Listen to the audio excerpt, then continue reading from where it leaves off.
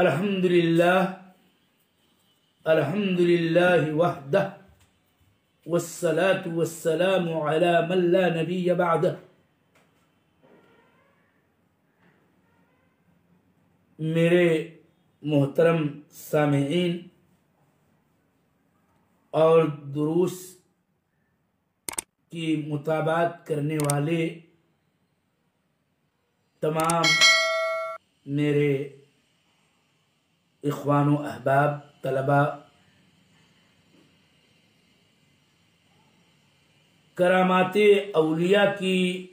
بحث جاری ہے اور اس کے تعلق سے کئی نکات پر گفتگو کی جا چکی ہے۔ کچھ اور باتیں اسی تعلق سے آج کے درس میں آپ کی سماعتوں کی نظر ہے۔ ایک مسئلہ جس کا اجمالی ذکر پہلے آ چکا ہے اور وہ یہ ہے کہ معتزلہ اور ان کے اتباع، ان کے طریق و منہج کو اپنانے والے یہ کرامات اولیاء کے منکر ہیں۔ اس سلسلے میں آپ بطور خلاصہ یہ بات جانیں کہ معتزلہ اور ان کے اتباع وغیرہ کرامات اولیاء کے منکر ہیں، جبکہ اہل سنت والجماعت فرقہ ناجیہ طائفہ منصورہ یعنی اہل الحدیث کرامات اولیاء کی تصدیق کرتے ہیں اور اس کے ظہور و وقوع کو مانتے ہیں۔ تو ایک بات یہ بھی یہیں پر یاد رہے کہ اشاعرہ نامی فرقہ یہ بھی کرامات اولیاء کی تصدیق کرتے ہیں، مگر دونوں میں ایک فرق ہے کہ اہل سنہ والجماعہ جو تصدیق کرامات اولیاء کے قائل ہیں اور اشاعرہ بھی، تب سوال یہ پیدا ہوتا ہے کہ کیا دونوں کا قول و مذہب بالکل یکساں ہے یا دونوں میں کوئی فرق ہے؟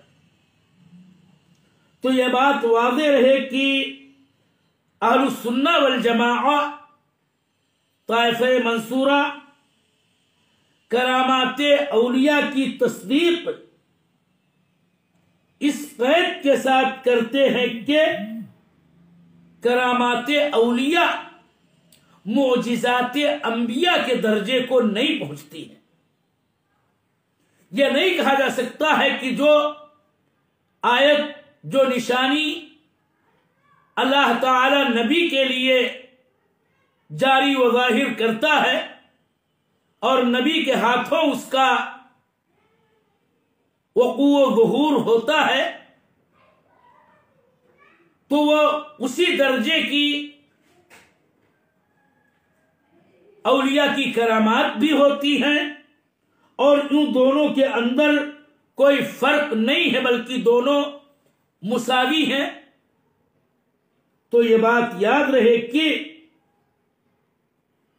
اہل السنہ والجماعہ کا قول یہ ہے کہ معجزات انبیاء کا درجہ بڑا ہے اور ولی کی کرامت اس کے مقام و مرتبے کو نہیں پہنچتی۔ اشاعرہ صرف اتنا فرق کرتے ہیں کہ ولی کی کرامت میں دعوے نبوت شامل نہیں ہوتی، جبکہ نبی کے معجزے میں اور نبی کی نشانی میں دعوے نبوت بھی پائی جاتی ہے۔ لیکن یہ بات خلاف تحقیق، درست بات یہ ہے، اور اس سلسلے میں آپ کو یہ بتانا چاہتا ہوں کہ سعادت الشیخ صالح عبدالعزیز آل الشیخ حفظہ اللہ وتولی نے اپنی شرح العقیدہ الواسطیہ کے اندر اس مقام پر کافی لمبی چوڑی بحث کی ہے، اور یہ ثابت کیا ہے کہ کرامت ولی، آیت نبی، معجزہ نبی کے درجے کو نہیں پہنچتی ہے، اور فرق یوں ہے کہ انبیاء کے معجزات جو خوارق عادات ہوتے ہیں وہ تمام انس و جن، ملائکہ اور تمام اولین و آخرین کے لیے وہ خوارق ہوتے ہیں کہ نہ کوئی فرشتہ، نہ کوئی جن، نہ کوئی انسان اس جیسا خارق عادت امر پیش کر سکتا ہے، جبکہ ولی کی کرامت کا معاملہ یہ ہے کہ وہ بھی خارق عادات امور ہی ہوتے ہیں، لیکن وہ اس ولی کے زمانے ہی کے جن و انس کے لیے خارق ہوتے ہیں کہ وہی اس جیسا امر خارق للعادہ نہیں پیش کر سکتے۔ دوسری بات یہ بھی ہے کہ اس اعتبار سے بھی دونوں کے درجات میں فرق ہے کہ نبی ہوتا ہے، اس کی بعثت اسی لیے ہوتی ہے، وہ اللہ کا رسول ہوتا ہے اس لیے کہ اس کی باذن اللہ اطاعت کی جائے، لیکن ولی جو ہوتا ہے ہر زمانے میں وہ اپنے نبی اور اپنے رسول کا ایک امتی ہوتا ہے، اس لیے جس طرح سے خود نبی اور اس کے امت میں سے خواہ کوئی کتنا ہی کیوں نہ افضل ہو اور نیک ہو، متقی ہو، پرہیزگار ہو، لیکن وہ نبی کے مقام و مرتبے کے برابر نہیں ہوتا، لہذا اللہ تعالی نبی کو جو نشانی دیتا ہے اور اس کی امتی کے لیے جو خرق عادت امر جاری کرتا ہے، ان دونوں کا بھی درجہ یکساں اور مساوی ہو ہی نہیں سکتا ہے۔ اس لیے یہ فرق ملحوظ رکھنا چاہیے۔ ایک اور اہم ترین نقطہ یہ ہے کرامات کی بحث کے تعلق سے کہ اہل سنت والجماعت کے اصولوں میں سے اور ان کے مناہج میں سے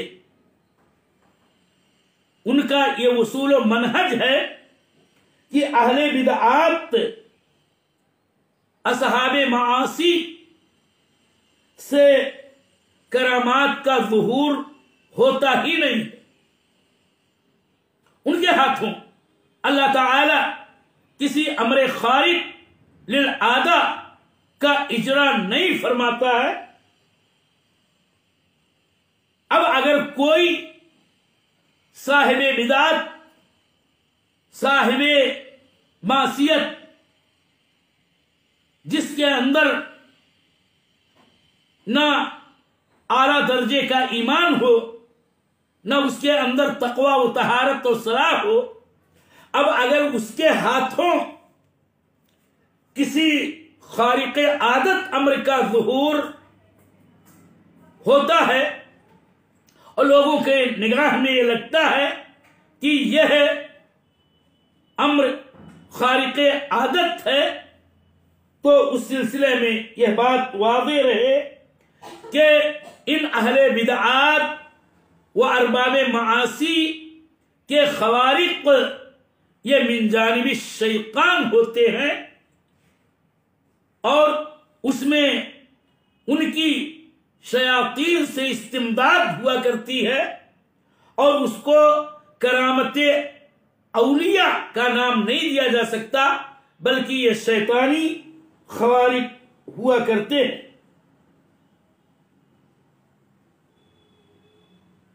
اور یہ ایک عام اصول ہے کہ اگر اہل بدعت سے کسی خرق عادت امر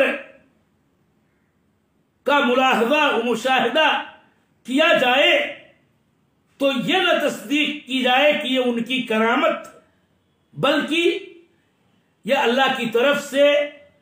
استدراج ہے، امہال ہے، اور ساتھ ساتھ ان کے اس خارق عادت امر کے لیے شیطان ان کی امداد کرتا ہے،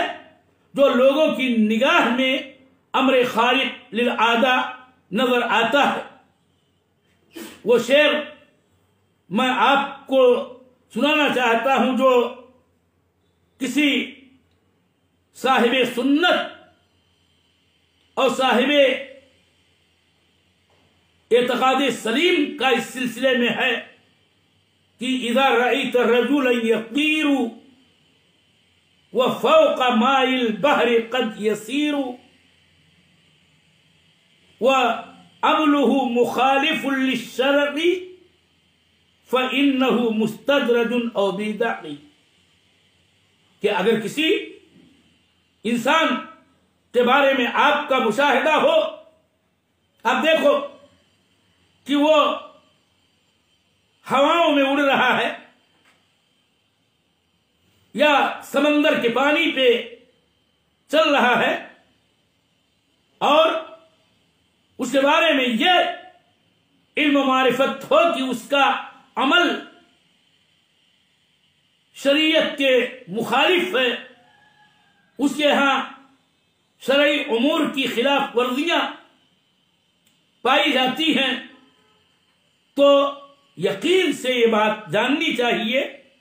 کہ وہ مستدرج ہے، کہ اللہ تعالی کی طرف سے اس کو ڈھیل دی گئی ہے، شیاطین اس کے قرین ہیں جو اس کی اس نوع کے خوارق کے سلسلے میں مدد کر رہے ہیں، یا وہ صاحب بدعت ہے، اس کے ہاں بدعات ہیں، اور جو بدعات کا مرتکب ہو، خواہ وہ کسی بھی نوع کی بدعت ہو اور کسی درجے کی بدعت ہو، ظاہر سی بات ہے کہ اس کو مومن تقی جو ولی کی تعریف ہے نہیں کہا جا سکتا ہے، وہ ولی نہیں ہے بلکہ بدعات و احداث کرنے والا انسان ہے، اور صاحب بدعت یہ صاحب کرامت نہیں ہو سکتا ہے۔ ایک اور نکتہ اور وہ یہ ہے کہ اسی بحث سے جڑی ہوئی ایک بحث یہ بھی ہے، جس بحث کا ہم نام دے سکتے ہیں مسئلہ نبوت اور مسئلہ ولایت۔ اہل سنت والجماعت کا اس سلسلے میں اعتقاد یہ ہے کہ ولی اور اپنی تعریف کی روشنی میں کہ جو صاحب ایمان و تقوی ہو، الذین آمنوا وکانوا یتقون، سے جو تعریف ماخوذ ہے، وہ کسی نہ کسی نبی کا اپنے اپنے زمانے میں تابع و پیروکار ہوتا ہے۔ اسی لیے ہم اہل سنت والجماعت کے نزدیک کوئی بھی ولی نبی سے افضل نہیں ہو سکتا ہے۔ ہم کسی بھی ولی کو، کسی بھی نبی پر فضیلت اور برتری کے قائل نہیں ہیں، بلکہ ہمارا قول یہ ہے کہ ایک نبی تمامی اولیاء سے افضل ہوتا ہے۔ اس بات کو امام ابو جعفر طحاوی رحمہ اللہ نے اپنی کتاب کے اندر ذکر کیا ہے۔ اس لیے ہمارا یہ قول ہے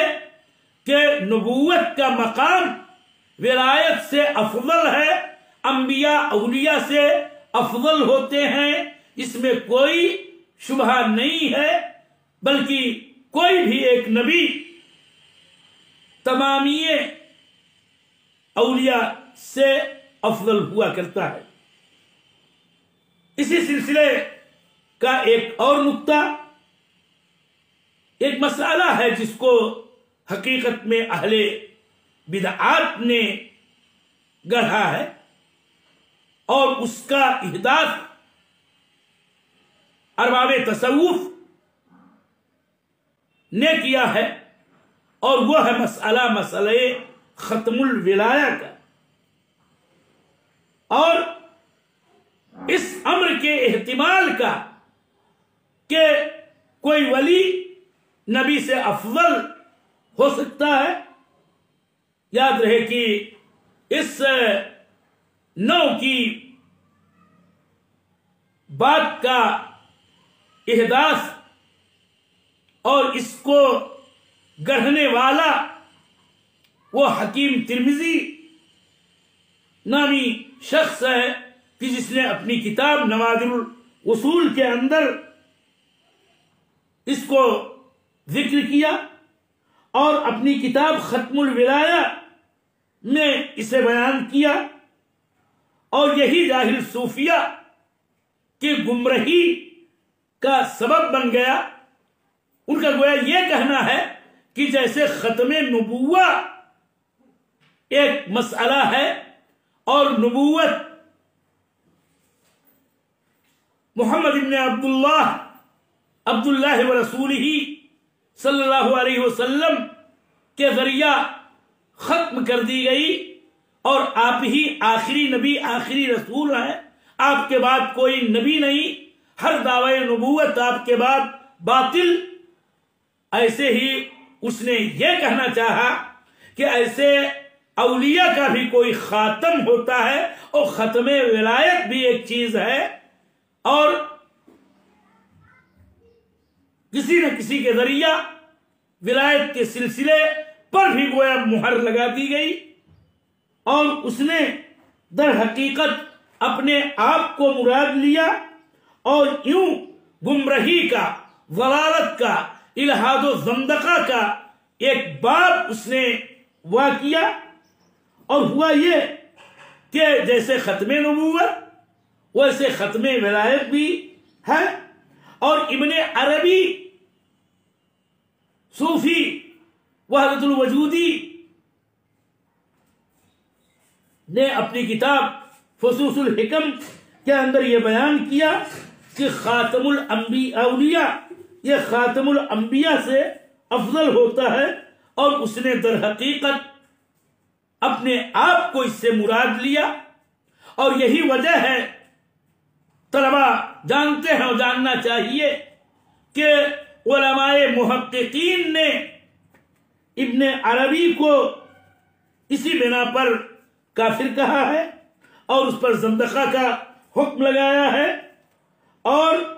یہ سب صوفیہ ملحدین کا ایک گمراہ گری کا، ضلالت و اضلال کا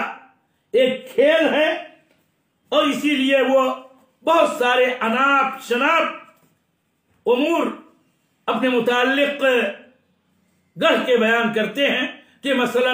ولی کبھی کبھی ایسے مرتبے پر پہنچتا ہے کہ اس سے تکالیف شرعیہ ساقط ہو جاتی ہیں،